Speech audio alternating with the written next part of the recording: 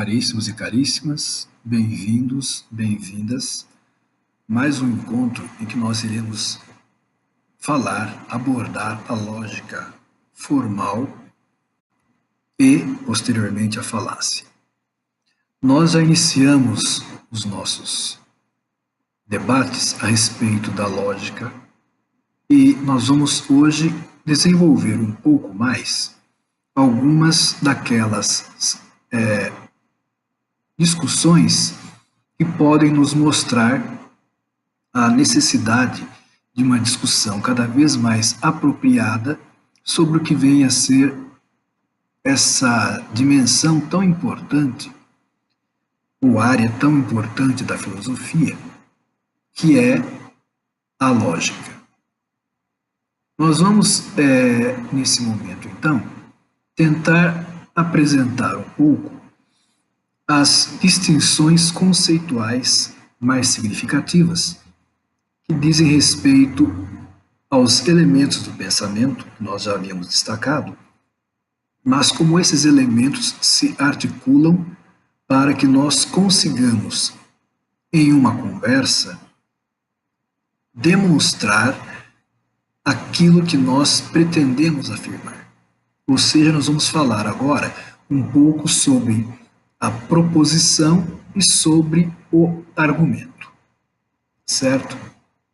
Então, é interessante que nós tenhamos essa distinção, porque muitas vezes as pessoas, ao conversarem, elas acreditam que o simples fato de elas expressarem o que estão pensando é suficiente para conseguir a adesão, o convencimento dos participantes dessa conversa aos conteúdos que a pessoa está expressando.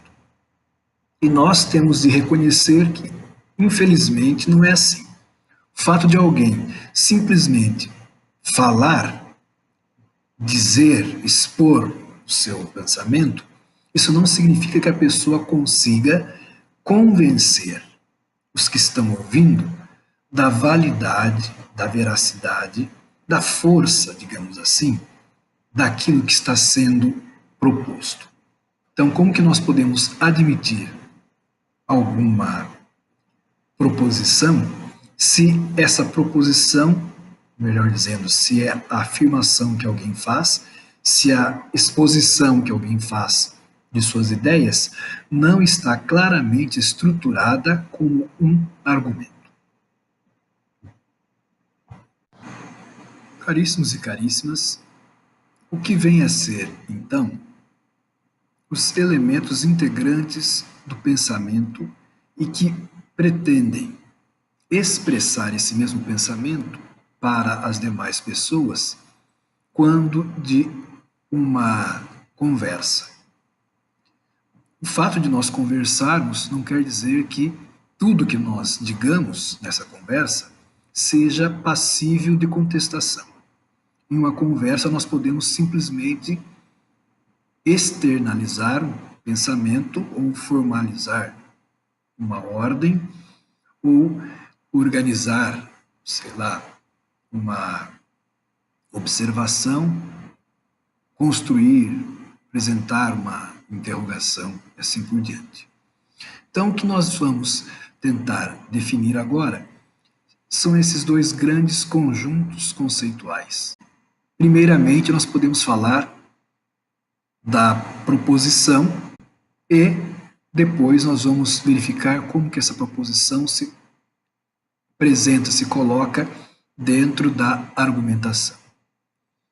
O que deve ficar claro para nós é que a argumentação ela se estrutura como uma correlação ou um encadeamento de argumentos. O que significa isso? Significa que a argumentação é o todo, é o resultado da correlação, da sequência de argumentos que são apresentados. Os argumentos eles têm uma finalidade. O argumento é aquele conjunto ou correlação das proposições ou juízos que buscam justificar, ou pelo menos eles tentam comprovar algumas dessas proposições. Quer dizer, o argumento traz várias proposições, sendo que uma delas nós vamos entendê-la como sendo uma proposição conclusiva ou conclusão, e nós vamos perceber que as outras proposições, elas serão como que pressupostos, os juízos anteriores que darão as razões para que nós aceitemos uma conclusão. Então, na verdade, nós podemos dizer que a conclusão é uma proposição derivada de outra ou outras proposições. Essas proposições primeiras, ou essas pressuposições, né, que vão se antecipar à conclusão, nós as denominamos de premissas, certo?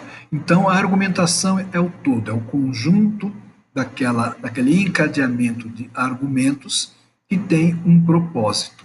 O propósito é embasar, justificar, mostrar uma solidez de uma outra proposição que nós entendemos que seja conclusiva. A argumentação ou raciocínio, ele, como nós falamos então, enquanto raciocínio, é uma operação mental que vai correlacionar dois ou mais juízos, extraindo deles um outro juízo, que é a conclusão. O que nós temos de entender é que o raciocínio ele está muito focado no aspecto formal, na estrutura, na construção de uma correlação de juízos. O raciocínio ele não pode, portanto, ser confundido com a argumentação. E isso pelo seguinte: embora estruturalmente sejam semelhantes, como nós já afirmamos, o argumento ele não se confunde com o raciocínio, tá certo? Porque o raciocínio ele vai apenas buscar a correlação de juízos, tá certo? A é igual a B, B é igual a C, logo A é igual a C. É uma questão formal. O argumento, ao contrário, ele procura demonstrar, convencer, persuadir alguém a respeito de alguma coisa. Então, a grande distinção entre argumento e raciocínio é justamente isto, né? Nós vamos perceber que todo raciocínio tem uma preocupação formal. Todo argumento ele tem uma preocupação de validez, de verdade. O que pode nos levar a compreender perfeitamente aquilo que foi afirmado antes, né? Que, embora sejam bastante similares, nós devemos entender que a proposição ela tenta convencer as pessoas de sua verdade ou não. Então, o que nós entendemos? Uma proposição ela é passível de aceitação ou recusa. A proposição ela só pode ser assim entendida quando ela está presente, ela se apresenta, digamos assim, em uma frase declarativa. Então, uma frase declarativa é aquela frase em que não contamos apenas com expressões exclamativas, interrogativas, desse modo que nós temos de perceber, portanto, é que, embora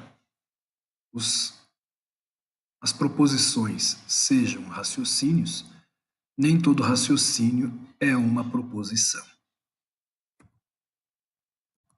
Nós podemos, então, verificar algumas frases que não são proposições, como estas que estão aqui servindo de exemplo. As pedras estão silenciosas porque estão cansadas. Não é uma proposição nesse caso, porque é uma frase absurda. Então, nesse caso, nem se discute a veracidade ou não. Existe vida em outros planetas? Como é uma interrogação, não podemos afirmar que ela seja falsa ou verdadeira. Saia dessa casa imediatamente. Aí é uma ordem, né? frase imperativa. Também não se pode afirmar que ela é verdadeira ou falsa. Amanhã vou ao cinema. Né? Como é uma intenção, uma promessa, não é possível se afirmar que ela seja falsa ou verdadeira, enquanto expressão. Estamos dizendo quanto à intenção, certo? Então, nós podemos verificar que temos uma proposição sempre quando nós podemos verificar a veracidade ou falsidade daquilo que é afirmado.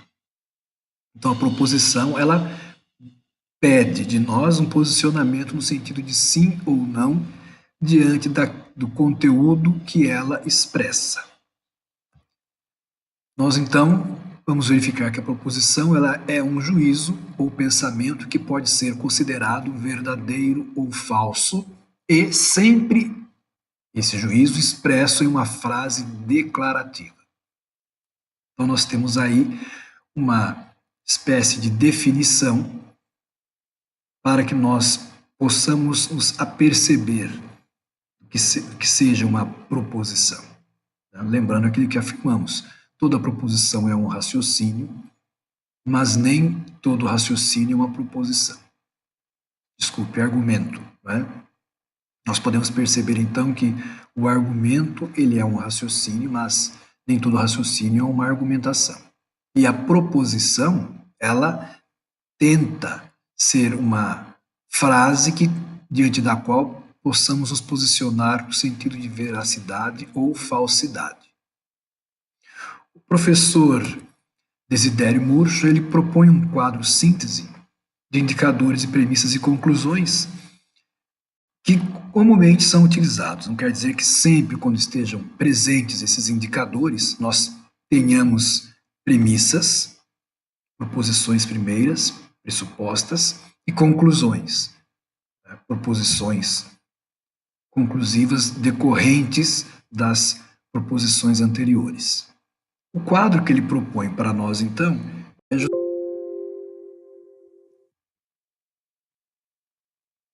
o quadro em que ele tenta mostrar a correlação existente entre esses indicadores de premissa e indicadores de conclusão. Os indicadores de premissa seriam porque, pois, dado que, visto que, devido a razão que, admitindo que, sabendo-se que, supondo que, todas expressões que indicam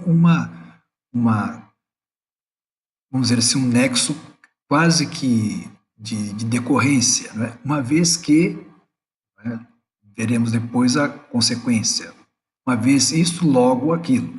Tanto é assim que os indicadores de conclusão trazem essas expressões. Logo, portanto, por isso, por conseguinte, implica que, daí que, segue-se que, pode-se inferir que, consequentemente. E a correlação entre esses dois indicadores é mais óbvia ainda. Porque, logo, pois, portanto, dado que x, por isso y, visto que a, por conseguinte, z, devido a isto, implica que aquilo. A razão é que isso, daí que, admitindo que, segue-se que, assim por diante. Então, na verdade, esses indicadores, eles de fato tentam mostrar uma conexão lógica entre frases. Né? Podem ser frases coordenadas. Ademais, nós temos de tentar entender o seguinte: essa estrutura da nossa argumentação é estudada por aquilo que se chama de silogismo, as regras do bem pensar. O silogismo ele tem três grandes características, que é ser imediato, né, porque ele exige um percurso de pensamento e de linguagem para se chegar à conclusão. Dado isso, logo aquilo. Ele é dedutivo, ou seja, ele vai partir de determinadas afirmações verdadeiras, genéricas, né, verdadeiras, seriam aí como nós já tínhamos afirmado, né, proposições de extensão universal e, por ser dedutivo, vai tentar aplicar as características, né, ou as partes, né, do termo médio, que nós podemos dizer assim, presentes em uma proposição universal, vai tentar aplicá-la a um termo que nós afirmamos, né, uma proposição, na sua extensão singular. Também o silogismo ele é necessário, porque é dedutivo, quer dizer, as consequências a que se chega da conclusão resultam necessariamente da verdade do ponto de partida. Aquilo que nós falamos, uma vez admitida a veracidade ou plausibilidade de uma proposição entendida como premissa, essas proposições hão de conduzir a uma outra proposição decorrente, que é a conclusão. O silogismo, então, nós falamos que é a regra do bem pensar, traz as regras para a construção de um raciocínio correto. O silogismo ele se divide, então, em premissas e conclusão. Como nós afirmamos, as premissas ou proposições primeiras podem ser denominadas de maiores ou menores em razão da extensão das proposições que apresentam. Então, a proposição tem um termo, um conceito, dentro de uma estrutura frasal que o coloca como universal ou geral. Nós falamos então que essa proposição ela é a proposição maior, porque está na maior extensão. Ela é universal por causa desse aspecto. Portanto, a correlação dos termos ou premissas maiores e menores, essa correlação ela é feita por uma outra premissa que traga aquilo que nós denominamos de termo médio. Ou seja, o termo médio é aquele termo, aquela premissa, que vai conter um termo, um conceito, que vai relacionar o conceito da premissa maior com o conceito da premissa menor. Esse termo ele deve ser essencial à definição do conceito que está em tela. Então, necessariamente, o termo maior ele aparece em uma das premissas, podemos dizer que é a primeira premissa, e o termo maior vai aparecer também na conclusão, na proposição última. O termo médio, ele por sua vez, há de aparecer na proposição primeira, na primeira premissa, e também aparecer na segunda proposição, na segunda premissa, estabelecendo uma correlação entre o termo maior e o termo menor, que por sua vez deve aparecer na segunda premissa, também correlacionado com o termo médio, e deve reaparecer na proposição última, na conclusão, onde estará recebendo os qualificativos do termo maior. Então, na lógica formal, nós podemos imaginar que alguém afirme, né, todo ser humano, uma proposição maior, universal, todo ser humano é mortal, uma condição, digamos assim, inevitável, essencial, né, que nós destacamos nesse ser humano. Podemos afirmar agora, Peixoto, portanto, termo menor, porque está correlacionando aí, no caso, ou referindo um conceito particular, né? Peixoto é mortal. Portanto, conclusão, termos maiores e médios relacionados. Peixoto é ser humano. Mas vejam, a lógica formal ela vai estar preocupada, né? Podemos verificar aqui assim, ela está preocupada com a correlação dos termos, mas uma correlação meramente de estrutura. Porque este exemplo que nós apresentamos agora, né, uma pessoa ser mortal, nós poderíamos dizer também que todo ser humano é mortal. Peixoto é ser humano, portanto, Peixoto é mortal. Óbvio. Mas nós poderíamos usar um outro conceito em vez de Peixoto. Por exemplo, todo ser humano é mortal. Este meu gato é mortal.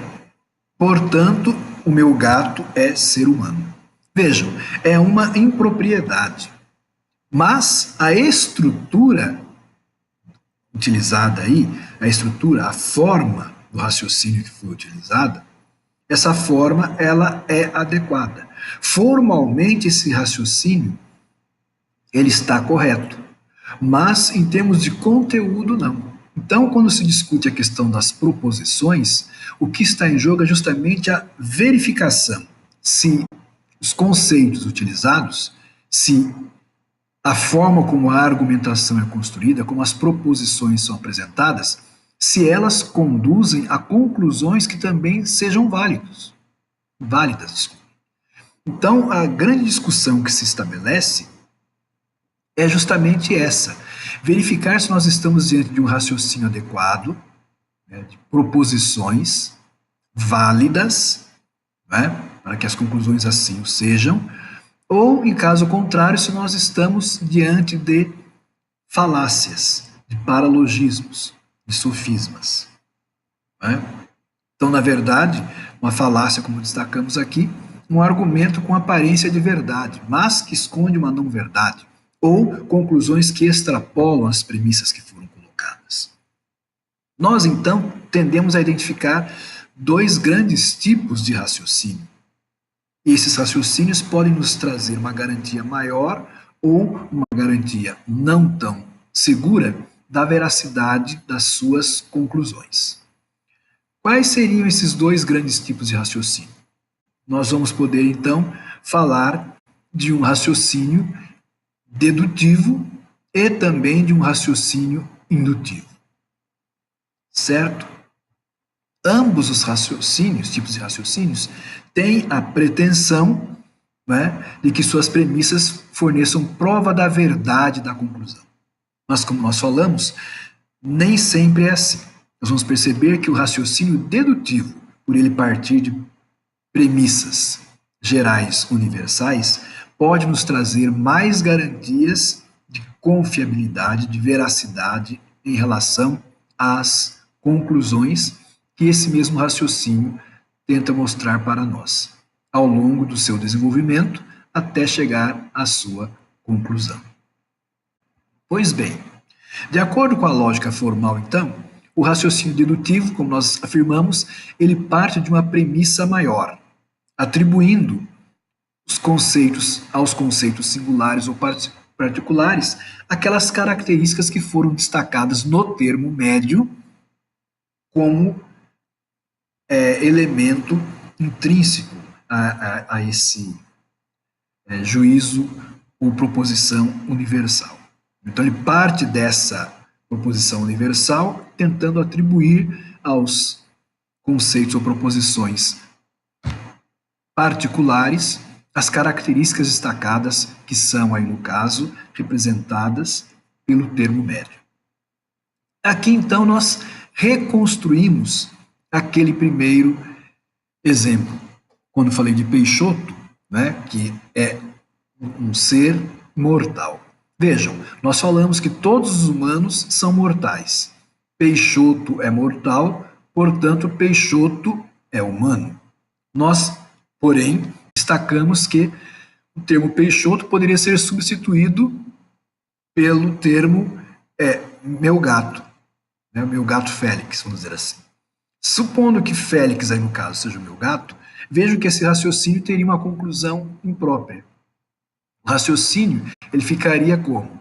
Ele afirmaria que todos os humanos são racionais, são mortais, Félix, meu gato, é mortal, portanto, Félix é humano.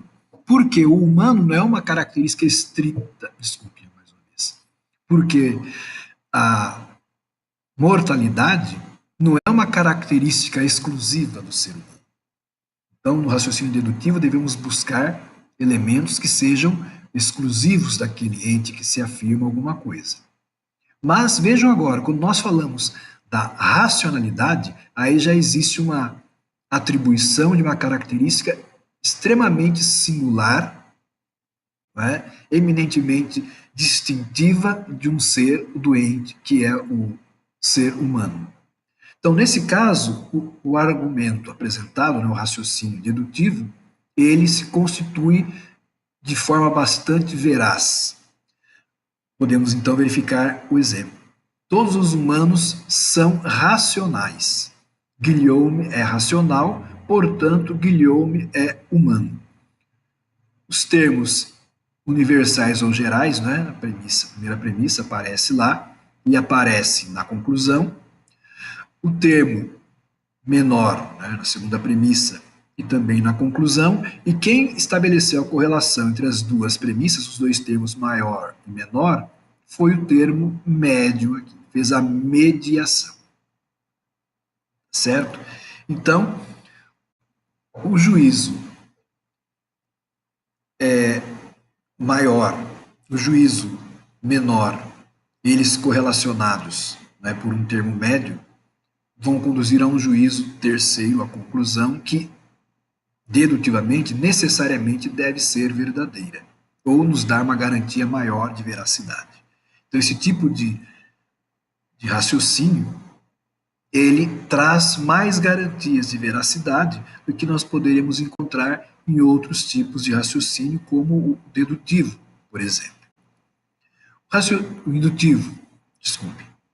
O raciocínio indutivo, então, é aquele que, a partir da enumeração de predicativos e conceitos particulares, faz uma generalização, né, para o conjunto ao qual pertencem os indivíduos enumerados.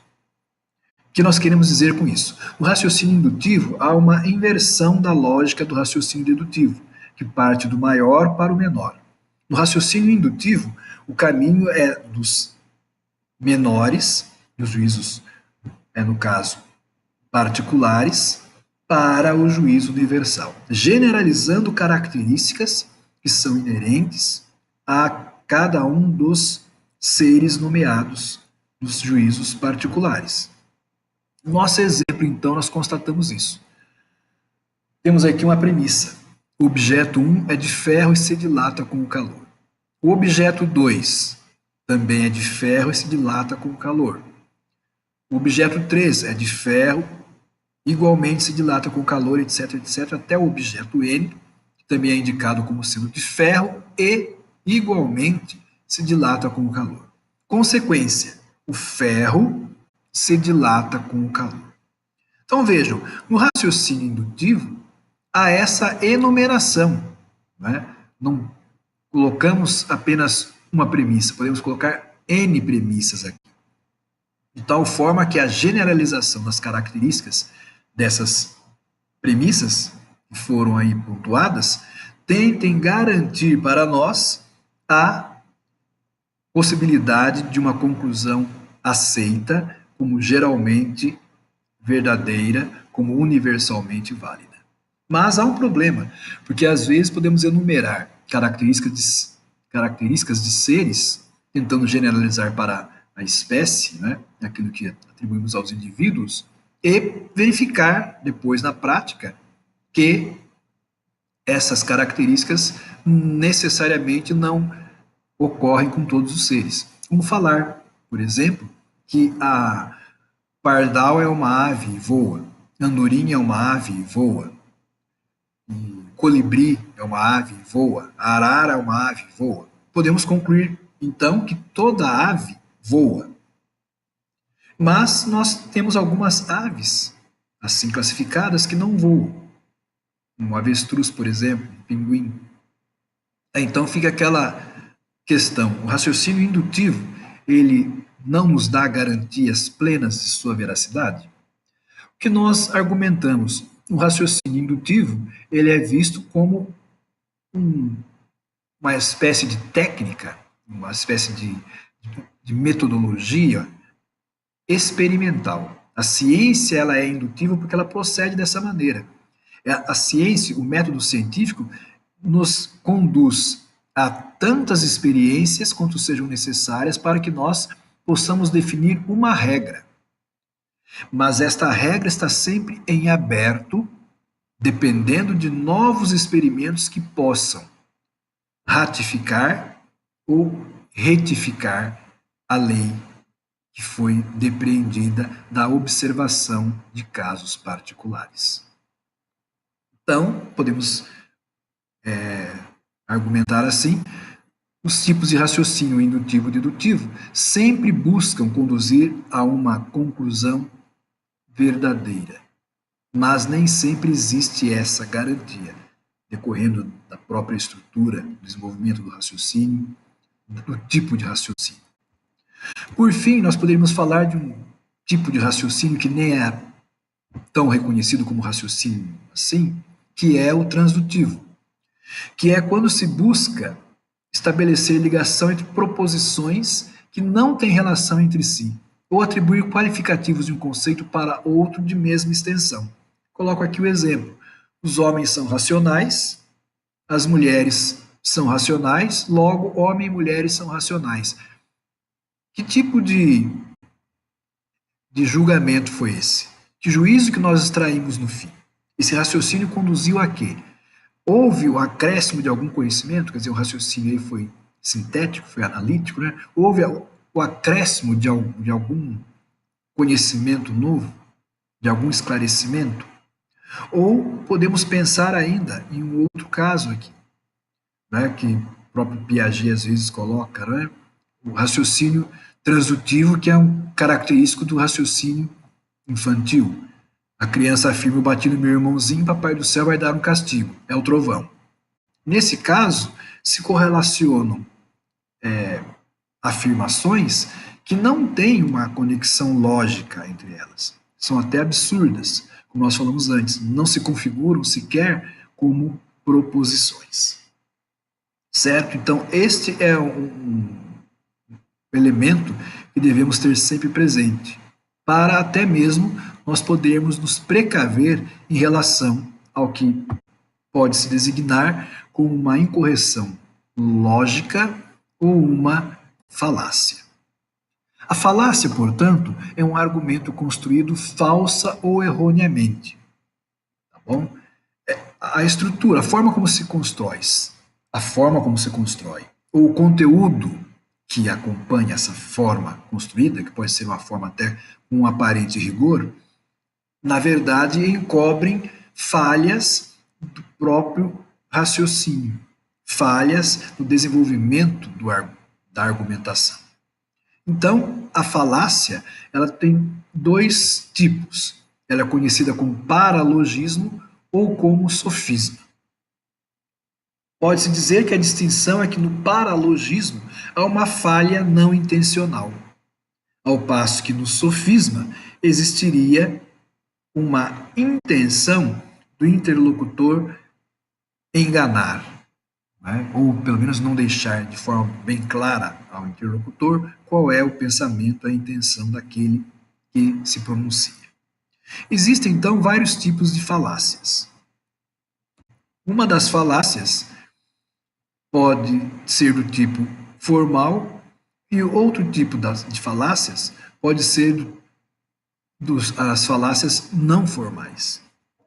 O tipo formal de falácia, ela nos faz prestar atenção, nos faz observar que é quanto à forma que nós temos de nos preocupar.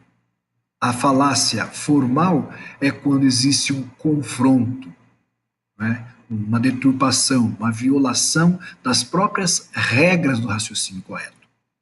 A é igual a B, B é igual a C, portanto, A é igual a C. Essa regra muitas vezes pode ser quebrada, tá? Por várias razões que vamos observar na sequência. Já as falácias não formais, elas ocorrem quando existe uma inadvertência ou falta de atenção ao termo, ou uma ambiguidade na linguagem utilizada. Então, na verdade, a falácia não formal, ela diz respeito às questões de conteúdo. Um termo pode ser usado com dois sentidos. É aquele famoso exemplo, né? A pessoa chegar e falar assim: eu sou dono de um banco. O interlocutor fala: então você é um homem rico. Aí eu pego e mostro um banco de jardim, um, um banco de madeira. Quer dizer, estou usando o termo banco em uma acepção ambígua. E claro, a gente percebe que às vezes algumas pessoas agem de má fé, justamente por isso, usam termos imprecisos para que as conclusões, também elas, possam ser as mais adequadas ao interesse daquele que tenta manipular uma informação. As falácias não formais, então, elas decorrem do fato de algumas premissas ou serem relevantes para a conclusão, ou utilizarmos, como falamos, de ambiguidades, né? Não usadas com a função do convencimento, mas mobilizando outros elementos aí, né? Talvez emoções, medo, entusiasmo, etc, etc.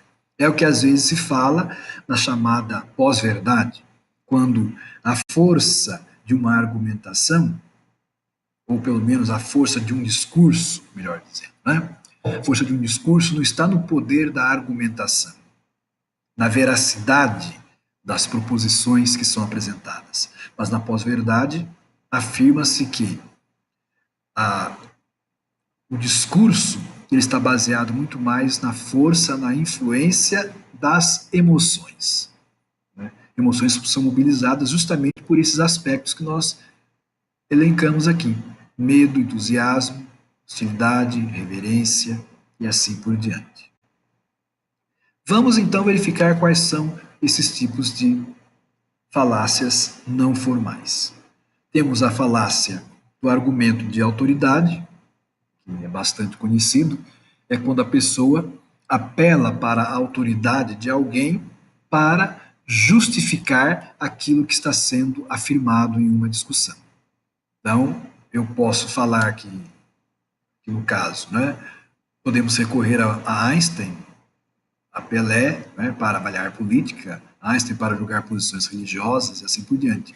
Então, alguém pode dizer: Einstein era um grande cientista, reconhecido como gênio, e Einstein gostava de batata frita. Portanto, batata frita é um alimento saudável que todos deveriam consumir. Nesse caso, nós estamos atribuindo, ou tentando associar a autoridade de Einstein enquanto cientista aos benefícios supostos do consumo da batata frita. Então, isso é o que nós chamamos de argumento de autoridade. Né? Nós utilizamos a autoridade de alguém como uma chancela para o argumento que nós queremos apresentar, para a admissão de alguma ideia que estamos apresentando. Contrário desse argumento de autoridade é justamente o argumento contra o homem. Né? Por isso que nós falamos que é um argumento de autoridade às avessas. Esse argumento de autoridade às avessas, ou argumento contra o homem, é quando, visando refutar a verdade de uma proposição, ataca-se a pessoa que fez a afirmação. Então, o exemplo comum é esse de desmerecer o valor musical de Wagner a partir de sua adesão aos movimentos antissemitas. Ou ainda, pode-se falar que um determinado cantor, um escritor, um profissional com grande competência em sua área, ele não deve ter seus méritos reconhecidos devido à sua orientação sexual. Ou a uma mulher, né, que é uma executiva, dizer que ela não é capaz depois que o marido dela morre ou ela se separa. Fala que uma mulher que não foi capaz de ser fiel, né, ou se manter ao lado do seu marido, não vai ser capaz de se manter à frente, fiel a uma empresa.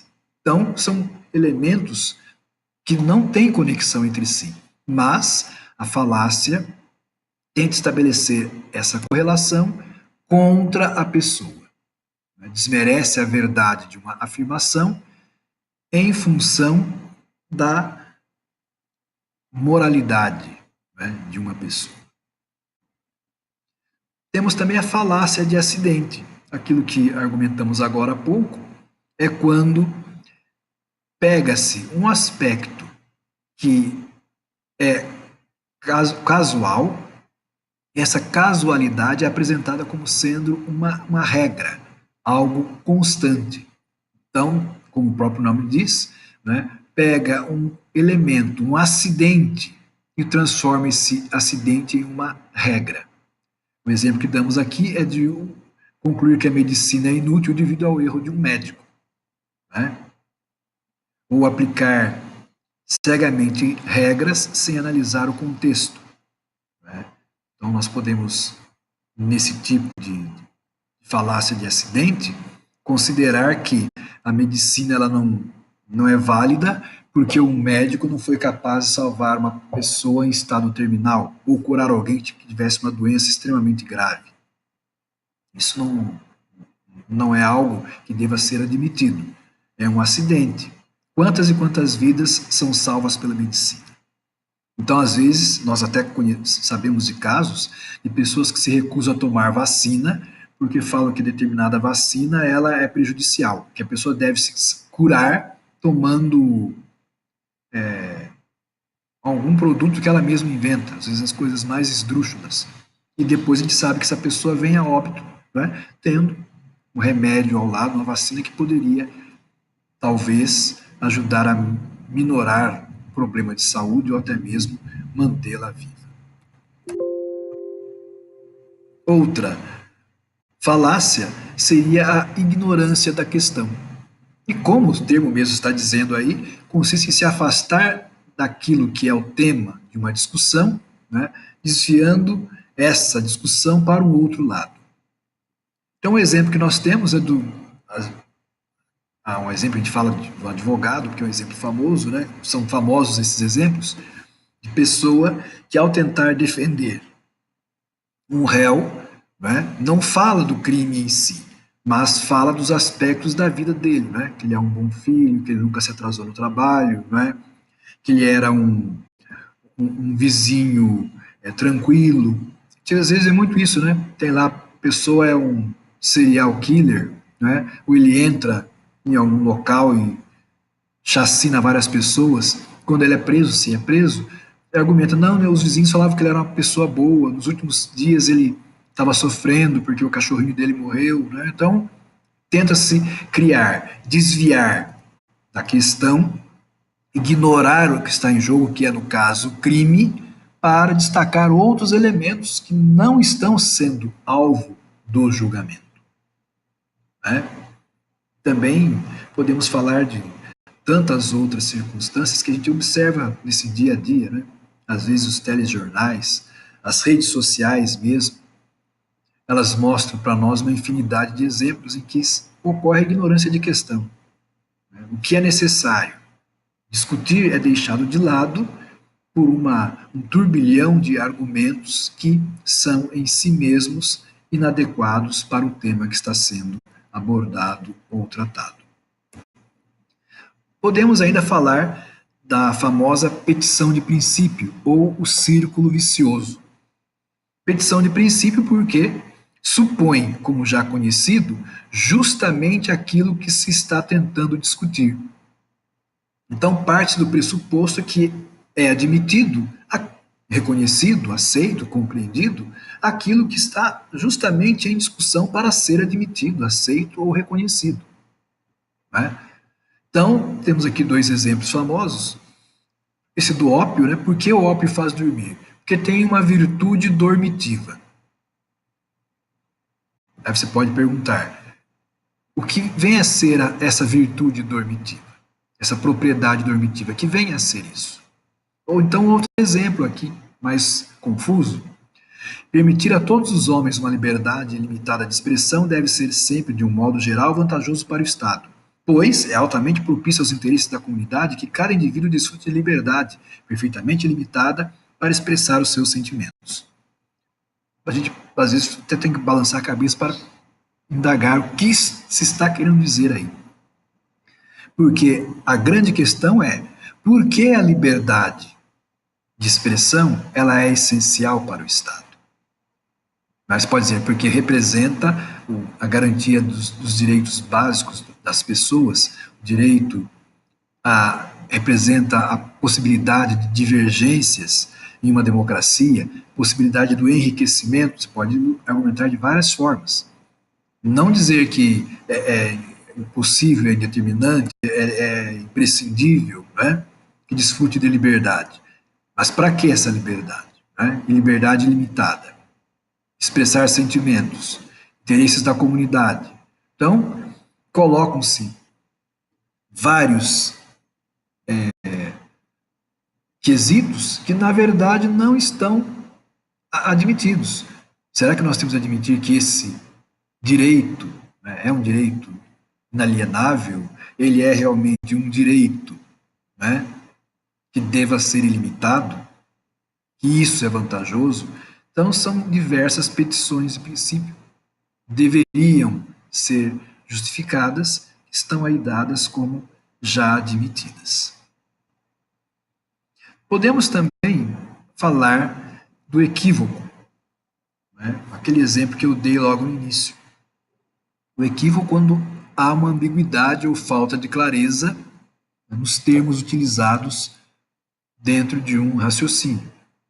Então, os termos às vezes são utilizados de maneira ambígua em uma das etapas da argumentação. Então, nós colocamos aqui dois exemplos.